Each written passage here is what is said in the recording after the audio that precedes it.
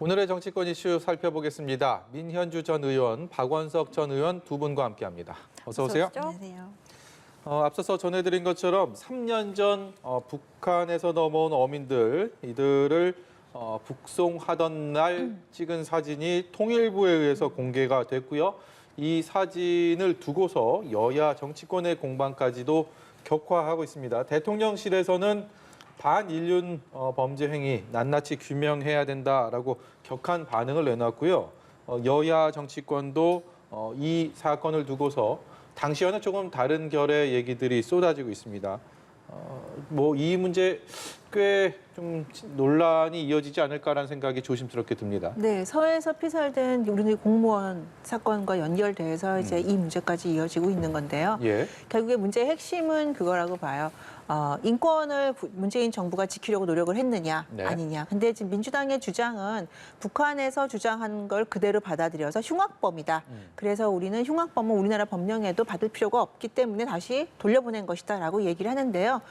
북한에서는 원래 탈북민들에 대해서는 다 그렇게 북한에서 굉장히 씻을 수 없는 범죄를 저지른 사람, 내지는 굉장히 폐륜적인 사람으로 포장을 해서 공부를 해요. 그러니까 우리나라에서는 그 사실관계를 확인을 하지 않고 문재인 정부에서는 그대로 받아들인 거죠. 그런데 그 전 단계에서 사실관계 확인하지 않고 우리나라에 귀순하겠다고 한 사람을 국제법이나 모든 국제적인 인권 문제를 보더라도 민주당이 그렇게 문재인 정부가 그렇게 일방적으로 돌려보내야 되는 것이냐. 특히 오늘 공개된 사진을 보면 굉장히 잔인하지 않습니까? 더 가지 않으려고 발버둥을 치고 있고 억지로 돌려보내려는 그 모습들을 나오는 걸 보면서 저는 민주당에서 이걸 또 북한 문제를 끌어들여서 정치적으로 끌어간다라고는 하지만 그 이전 단계에서 과연 인권이란 문제를 어떻게 문재인 정부에서 다뤘느냐. 그럼 그 차원에서 이 문제는 다뤄져야 된다고 생각합니다. 이 논란에 대해서 민주당에서는 16명을 살해한 이 흉악범을 과연 우리 국민으로 받자는 얘기냐라고 당시의 결정이 어쩔 수가 없었음을 인권과는 좀 동떨어져서 생각을 해야 된다라는 차원의 얘기를 하고 있습니다. 이게 사실 굉장히 어려운 문제입니다. 오늘 아침에 공개됐던 그 사진이 시각적으로 굉장히 충격적인 거는 맞아요. 예. 안 가려고 하는 사람을 이제 강제로 북송을 한 건데 그런 차원에서 지금 정부에서는 이게 인도적 원칙에 맞지 않고 적법 절차를 지키지 않았다. 이걸 문제 삼고 있는 건데 근데 또 다른 한편으로 보면 법과 현실의 괴리가 있고 또 이게 남북관계 특성이라는 게 있지 않습니까?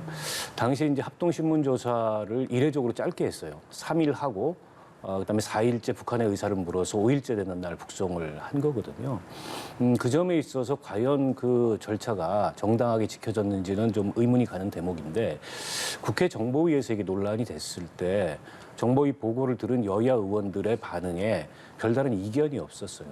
흉악범이라는 보고에 대해서 그건 이제 군의 정보 채널을 통해서 또 당사자들 신문을 통해서 선상반란을 일으켜서 북한으로 일단 돌아갔다가 한 명이 체포되고 2명이 남아한.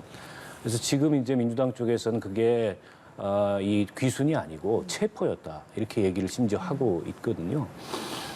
지금 이제 남북관계 그 관련 다루는 법률 중에 탈북 주민 지원에 관한 법률이 있는데 거기에 보면 이런 강력범죄 등 비정치적 범죄를 저지른 그런 탈북민에 대해서는 지원 대상에서 제외할 수 있다는 예외 조항이 있어요. 민주당에서 지금 얘기하는 건 그겁니다. 근데 지원 대상에서 제외한다는 게 강제 북송도 가능하냐? 그건 이제 별개의 문제 아니냐? 또 이런 문제 제기가 가능해요. 그리고 만약에 당시에 그분들을 탈북민으로 받아들여서 지원을 하고 우리 대한민국 사회에 어울려 살게 했더라면 여론이 어떻게 반응했을까? 16명을 죽인 흉악범이.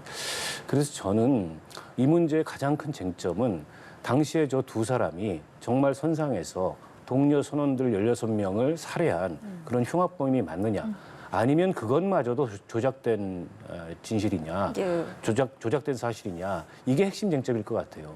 그게 맞다면 불가피한 정황이 있었다고 볼 수 있고 근데 그것마저도 조작된 거라면은 그거는 법적 책임, 정치적 책임을 지난 정부가 져야 될 문제라고 봅니다. 예, 진실 규명이 좀 선제적으로 이루어져야 한다는 말씀이신데 그렇기 때문에 국민의힘에서는 대통령 기록물을 다 공개해라 지금 이렇게 좀 거듭 강조를 하고 있고 이번에도 민주당에서는 그래도 공개하자라고 전공법을 좀 택하고 있는 모양새거든요. 실제 공개까지 좀 이어질 수 있으리라고 보십니까?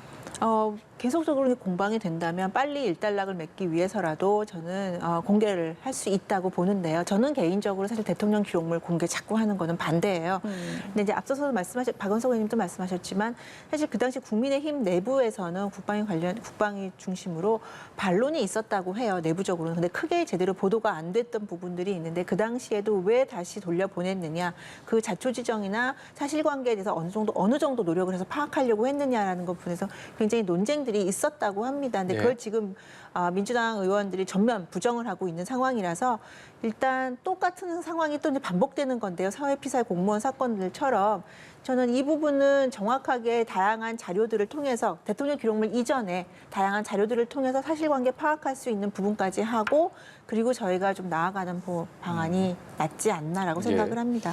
네, 정치권으로는 이 문제를 두고 공방이 옮겨 붙은 모양새입니다. 민주당 우상호 비대위원장 어떤 얘기했는지 듣고요. 관련해서 정치권에서 하고 있는 얘기들에 대한 토론을 다시 한번 해보도록 하겠습니다. 서해에서 사망하신 공무원 문제에 이어서 국송 문제를 또 이렇게 들고 나오는 게 국민들이 용납하실지 잘 이해가 안 갑니다. 그런데 어쨌든 16명이라고 하는 어떤 사람을 이제 살해하고 넘어온 분이라 우리 관련 법령에도 저런 명백한 흉악범이 내려오면 원래 귀순으로 인정하지 않는 조항이 있거든요. 그래서 국송을 한 것인데 그 의도가 저는 좀 이렇게 바람직해 보이지가 않아요.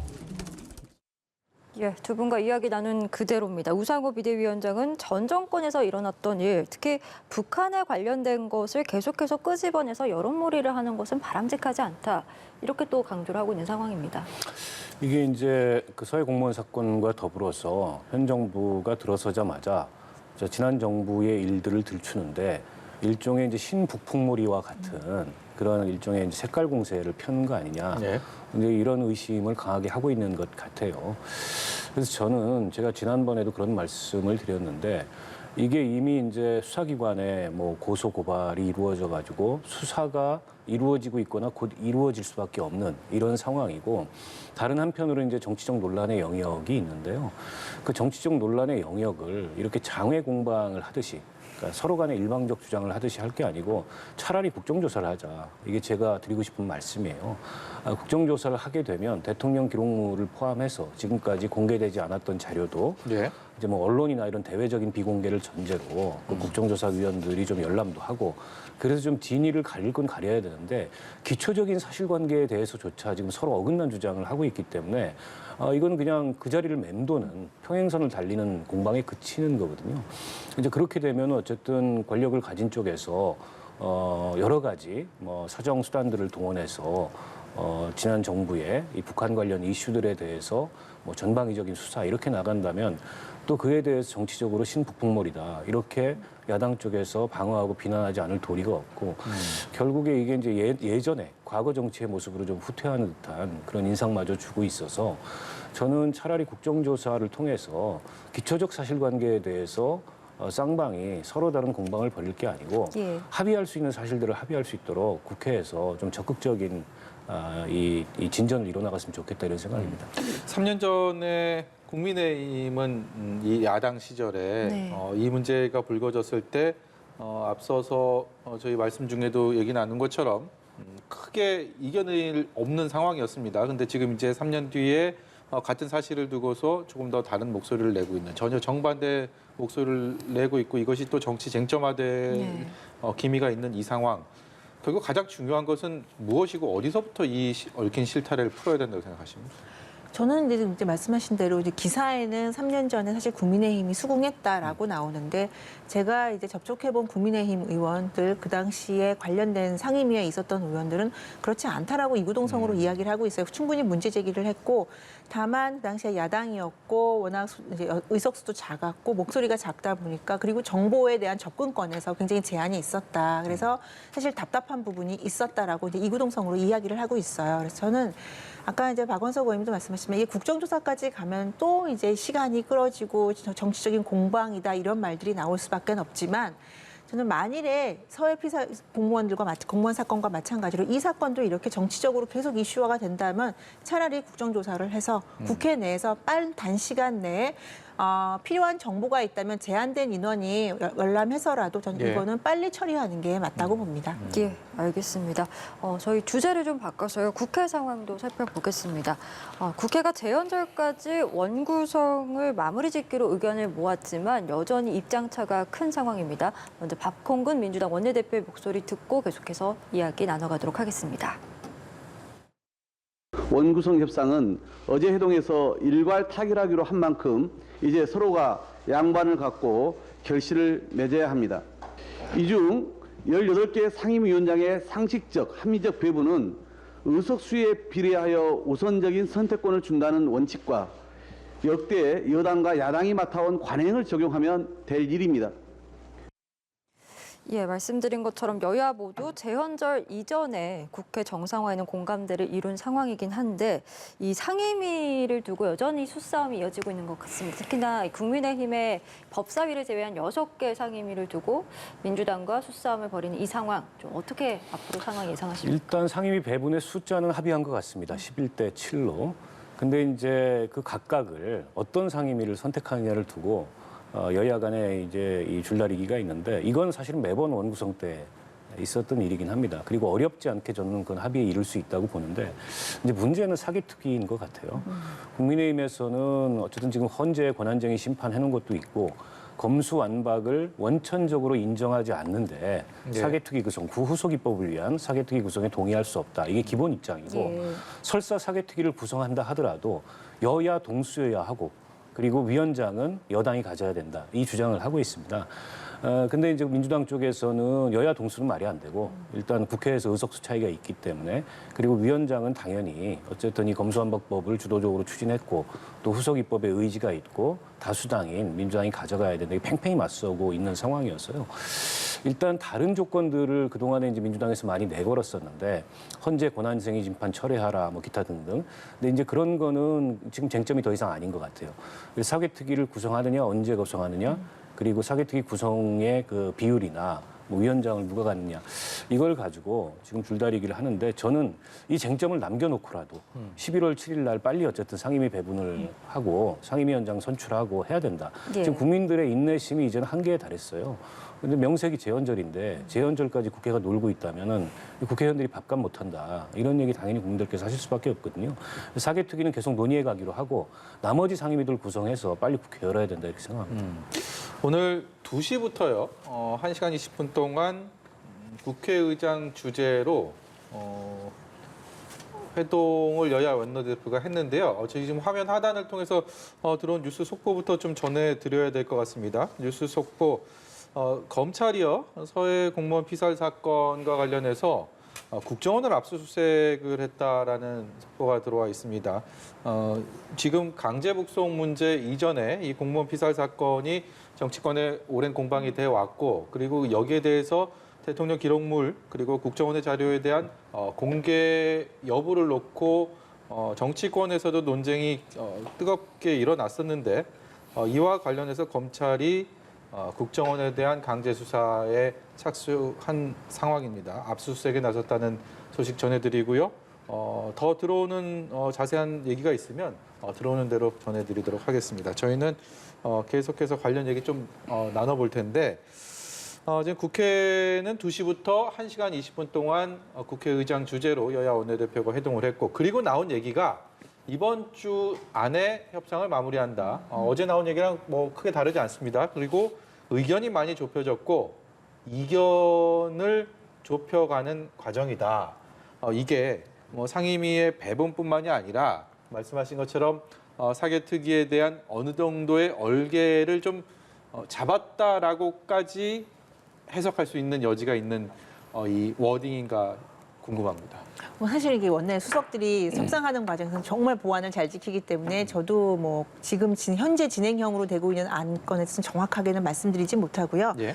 이제 다만 국민의힘 입장에서는 원 구성이 정말 시급한 상황이에요. 뭐 아시겠지만 국정 지지율이나 정당 지지율이 저희가 많이 힘든 상황이기 때문에 원을 빨리 구성해서 국회에서 일하는 모습을, 그 집권 여당이 일하는 모습을 보여서 성과를 내야만 국민들이 좀 안심하실 수 있기 때문에 굉장히 여당으로서는 국민의힘 입장에서는 양보를 해서라도 원 구성을 하고 일하는 모습을 보여야 된다, 성과를 내놔야 된다 생각하는데요.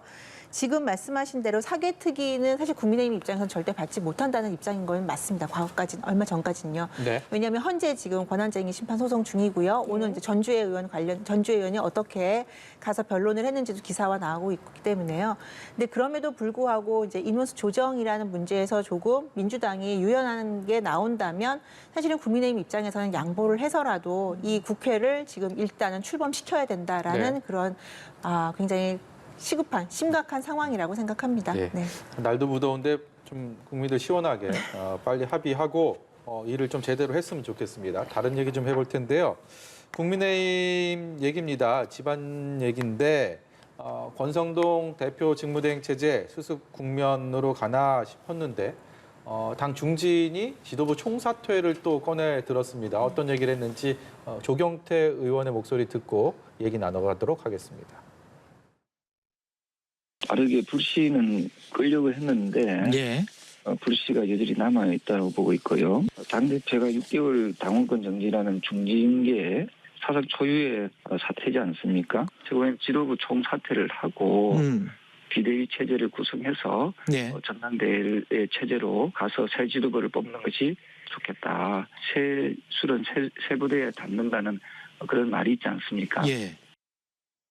예, 권성동 직무대행 추인을 두고 당내에서는 뭐 이미 조기 전대로는 무력화된 것이 아니냐라는 시각도 있지만 뭐 여러 가지로 또 의견들이 나오는 것 같습니다. 뭐 직무대행 기간 등에 대해서도 의견이 분분한 것 같고 이렇게 비대위 체계를 또 언급하는 의원도 있고요. 어떻게 좀 이 상황들 보고 계신지요? 이준석 대표가 사실 초유의 징계를 받았습니다. 당원권 정지 6개월이라는 아주 정말 중징계를 받았는데요. 그래서 실질적으로 이준석 대표가 당대표직을 수행할 수 있겠느냐, 6개월 후에도. 예. 관련해서 뭐 많은 논란들이 있지만 그럼에도 불구하고 어쨌든 당대표를 6개월 후에는 원칙상으로는 지금으로서는 돌아올 수 있는 상황인 거죠. 그래서 권성동 원내대표와 당직자들이 이제 논의를 한 바에 따르면 지금은 사고의 문제이기 때문에 거리가 아니라 직무대행으로 가고 그렇게 되면 비대위로 가는 것이 아니라 그래서 권성동 원내대표가 직무대행을 가면은 지금은 왜 최고위와 관련 지도부는 그대로 갈 수가 있습니다. 그런데 이건 정치적인 문제인데요. 어떻게 해석하고 정치적으로 어떻게 대응하느냐의 문제인데 지금 권한대행으로 가고 비대위로 가고 그다음에 전당대회를 다시 했을 경우에 지금 이준석 대표 윤리위에서 징계 자체에 대해서 사실은 찬반 양론이 있는 상황이거든요. 그런데 지금 마치 이준석 대표의 그 여러 가지 징계 사실이나 관련된 것들을 기정사실화하면서 지도부를 새로 구성했을 때 과연 국민의힘이 새로 단장을 하고 새로 출범을 하는가라고 국민들에게 인식이 될지 아니면 어떻게 보면 약간 억울하게 당대표 쫓아내고 새롭게 지도부가 들어가는구나라고 인식을 할지 이 문제에 대해서 좀 고민할 필요가 있어요. 저는 그래서 권성동 원내대표 입장에서는 당을 안정화시키는 게 우선이다라는 측면에서 지금의 이준석 대표의 징계는 당원권 정지 6개월이기 때문에 지금 직무대행으로 가면서 당을 우선적으로 안정시키자. 왜냐하면 전당대회를 준비하게 되면요. 다시 또 당권 주자들이 경쟁을 하게 됩니다. 그럼 또 분란이 일어날 수 있기 때문에 그 측면에 방점이 찍혀 있다고 보고 조경태 의원의 이 인터뷰 내용은 지극히 개인적인 소망이 아닌가라는 생각이 들어요. 예, 네. 알겠습니다. 이준석 대표의 이 사고 이후의 상황들을 어떻게 해야 될지에 대해서 지난 월요일 날 국민의힘 의원들이 선수별로 모여서 여러 대책들을 논의하고 그런 것들이 이제 언론을 통해서 소개를 되기도 했는데 특히 초선 의원들끼리 모여서 얘기하는 과정들 그 중에서 유상범 의원이 기소가 된다면 6개월 이내에 기소가 된다면 다시 징계를 논의해야 된다 뭐 이런 얘기를 하면서 그게 언론을 통해서 또 공개가 됐고요. 이 과정에서 유상범 의원은 윤석열 대통령의 후보 시절부터 가까이서 도운 인물로 워낙 잘 알려져 있기 때문에 이것이 또 다른 것을 좀 암시하는 거 아닌가라는 얘기들도 나옵니다. 어떻게 보고 계십니까? 게다가 이제 유상범 의원이 윤리위원회에 현직 의원으로서 유일하게 참여를 그렇죠. 했기 때문에 이게 사전에 이른바 이제 각본설, 약간은 지금 아직까지는 음모론 같은 얘기긴 한데 여기에 좀 이제 무게가 실리는 이제 그런 흐름도 있는 것 같아요. 근데 어제 그 의원들끼리 마이크 꺼진 줄 알고 나눴던 대화에서 유추할 수 있는 바는 지금 시점에서 국민의힘이 선택할 수 있는 가장 질서 있는 수습책은 일단 당대표 사고로 보고 직무대행 체제로 가는 거다. 자칫 여기서 무리를 하게 되면 오히려 그게 당내 논란을 더 격화시킬 수 있다. 근데 이 판단을 이른바 윤핵관들이 한 것 같고 윤 대통령도 그걸 사실상 수용한 거 아니겠어요? 예.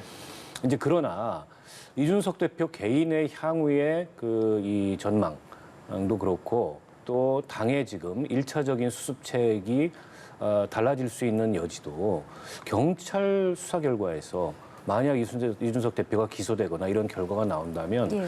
저는 지금 잠정적 수습책에 변화가 있을 수밖에 없다고 봅니다. 그렇게 되면 사실상 당대표직 복귀는 어려워지는 거고 뭐 정치 복귀가 어려워질 수도 있다고 보고요.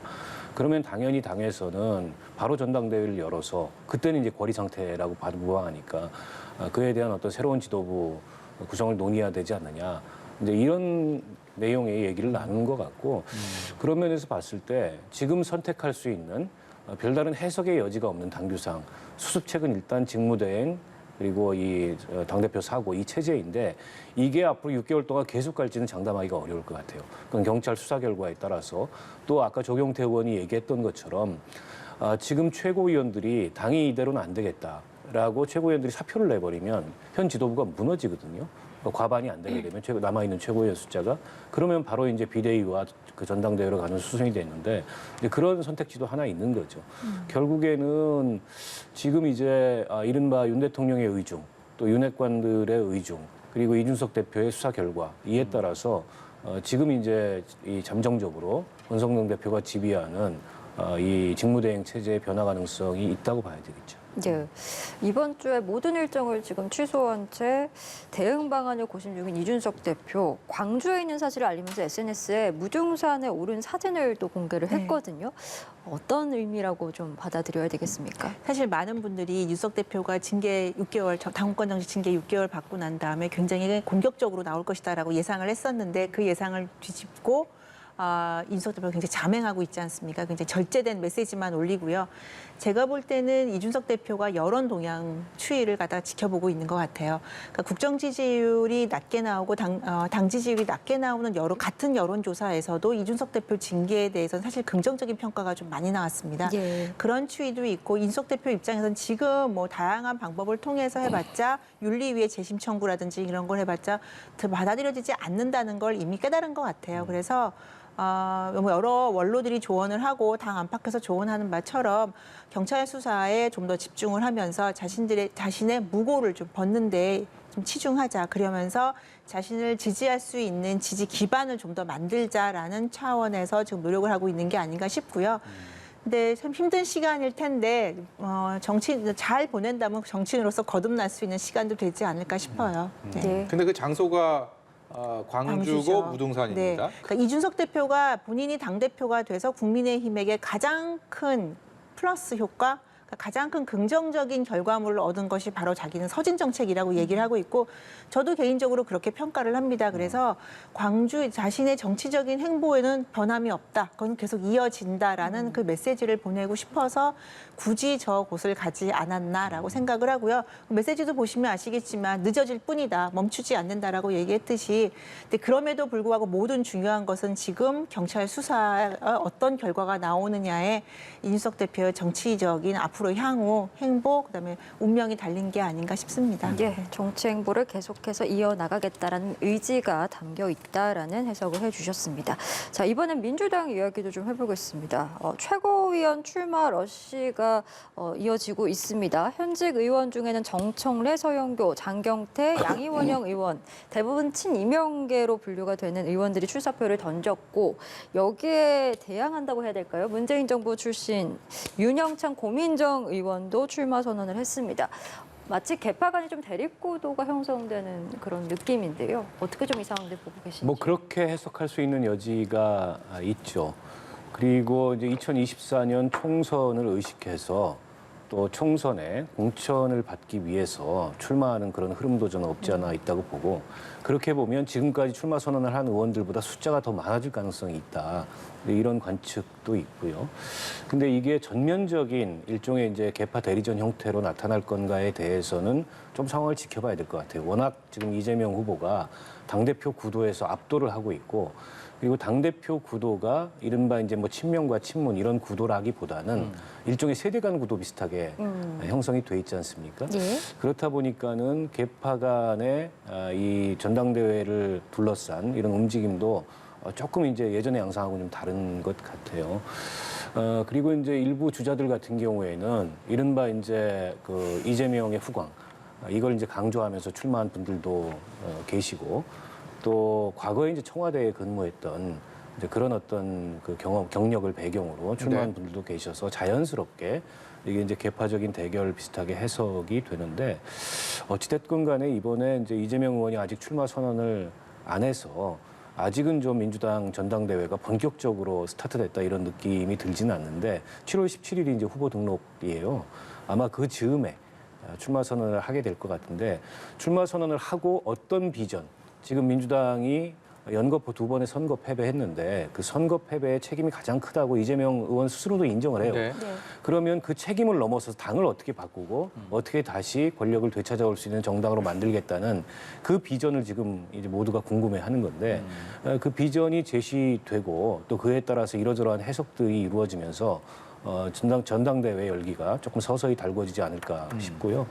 그러나 이제 전체적으로는 일단 좀 뭐랄까요, 박진감 넘치는 전당대회를 기대하기는 좀 어려울 것 같아요. 당대표 구도가 워낙에 이재명 의원이 어대명이라는 얘기가 나올 정도로 압도하는 구도이기 때문에 이른바 이제 세대 교체를 표방한 주자들이 얼마나 선전하느냐, 또 이재명 의원에 맞서서 이른바 이제 후보 단일화와 같은 그런 어떤 단일한 구도 같은 걸 형성해낼 수 있느냐, 이런 변수들이 남아있긴 하지만 아직까지는 뭐 결과가 예측되는 그런 전당대회에서 크게 뭐 이 당 안팎의 화제를 몰고 오거나 그러기는 어려울 것 같다라는 생각이 듭니다.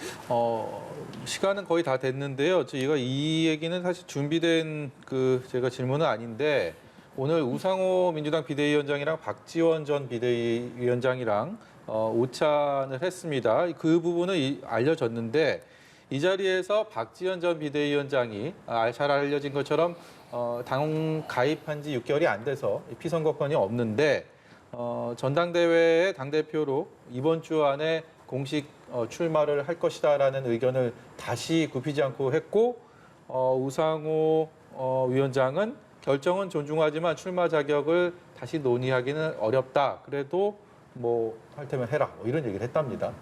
어떤 의미가 있겠습니까? 아니, 개인적으로는 출마 자격을 좀 줬으면 어땠을까? 그래서 전당대회를 좀 더 다채롭게 만들고 풍성하게 만들었으면 어땠을까? 이런 이제 아쉬움은 있는데, 근데 어쨌든 당이 결정한 거지 않습니까? 네. 박지원 비대위원장은 일종의 퍼포먼스를 하겠다는 것 같아요.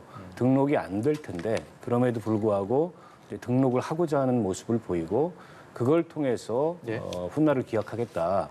네, 이런 어떤 계획을 세운 것 같은데, 자칫적에 선을 넘는 모습으로 비춰질 수도 있을 것 같아서 과연 이제 당원들이나 또 당내 여러 정치인들한테 좋은 반응을 사기만 할까? 어떻게 보면 좀 역효과가 날 수도 있겠다, 그런 걱정도 듭니다. 네. 예, 알겠습니다. 오늘 정치권 이슈 두 분과 함께 이야기 나눠봤습니다. 민현주 전 의원, 박원석 전 의원과 함께했습니다. 오늘 말씀 고맙습니다.